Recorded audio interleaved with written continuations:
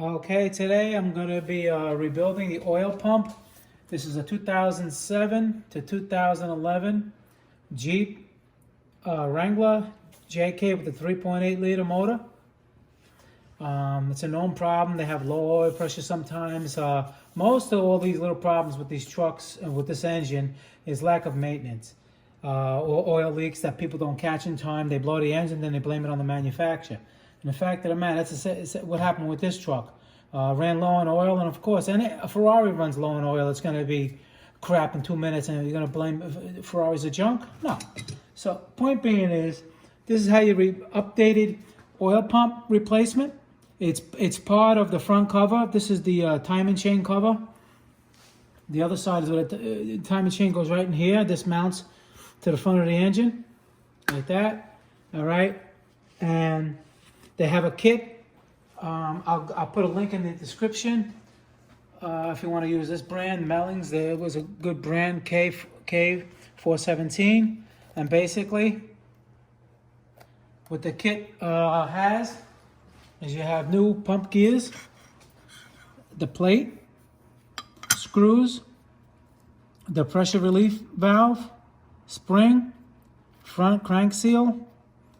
I believe this is the dipstick seal.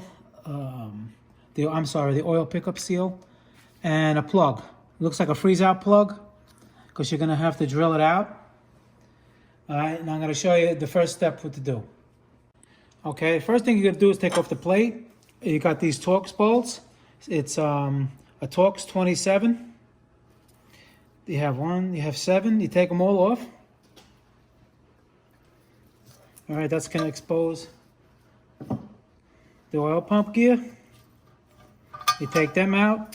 And I don't believe there's any particular way this goes. There's usually a dot. This one looks like it can go both ways. So it's by. No. But anyhow, it's always good practice. The way you take it out, and you look, make sure there's no marks on it, which there isn't. Even confirming that with the new one, there's no marks. So if there's no marks, it can go either way. All right. So now what you're going to do after this, you're going to have to drill a hole on the side over here. There's going to be the pressure relief spring, the valve. It's going to have it looks like a freeze-out plug in there like this. I actually took it out already.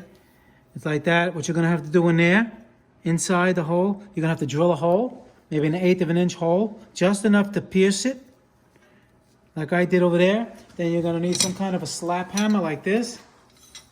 Like this.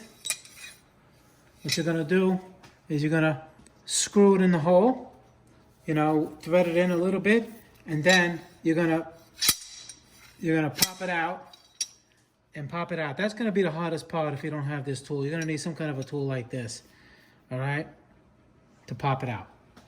Once you get it out, you're going to find inside, when you pull it out, you're going to find the valve, which is made out of plastic, and a spring. And if you look inside that valve, I don't know if you can see inside over there. Oh, that's all metal from, the bearing that blew in this engine because it ran low on oil, because there was an oil leak. Okay, and the spring. The updated kit has a metal valve. It's a lot more robust than this plastic one, and the holes are a little smaller for a little bit more sustained oil pressure, especially on startup. All right, it looks like a lot better design,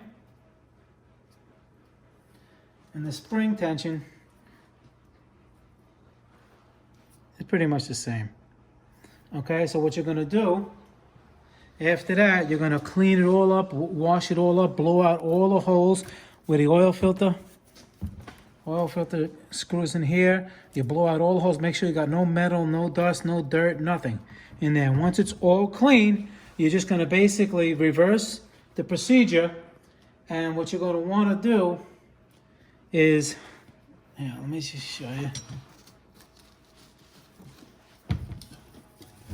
In other words, you're going to put the spring in first, You're going to put the spring in there, then you're going to put the plunger, well, the valve. It's going to go in like this. You're going to put your spring in first and then the plunger, right? And then, once you seal it with the seal, this seal, the top of the seal, has to be, if you see over here, you see it's beveled. It's got a bevel from the top, I would say about 1/16 of an inch. The top of this plug has to be on the bottom of the bevel, nice and flush, not the top, the bottom of that bevel. That gives you the proper spring pressure for the proper oil pressure. Okay? And then basically, once you hammer that in there, I will put a little sealant on there. You hammer it in, well, just a very little sealant. You don't want to have no sealant really inside, or better yet, don't even use sealant. And once that's in there and it's flush to the bottom bevel, you're going to have an oil seal. You're going to take that oil seal out. You use a, whatever it is to get it out. I got an oil seal tool. Take it out. All right. And then don't install the seal until you put this whole, once it's done, once you reverse the order, when you're going to put this on the engine, don't install the seal, because when the crankcase comes in and you're aligning the oil pump gears, they don't want the seal on. So just leave it out. So once you have this on, then you can put this on the engine once everything is installed. All right. So that basically does it as far as the rebuilding of the oil pump on a 3.8 Chrysler engine. And another thing to point out is that if you take this apart, and over here is very, you can hardly even feel the scratches. This is very minor. There's no gouges, there's no burrs or nothing like that. If yours is deep grooves, then that's it. You're gonna need a whole new plate, because obviously this is not replaceable. But if it looks like this, nice, you catch it in time and it looks good, there's no burrs or nothing like that, you're good to go. All right, Motorcar Nut 2020. All right, guys, please subscribe. If you got any questions about this that I didn't cover, just, give me a holler. And I'll see you guys in the next video. Thanks. Bye.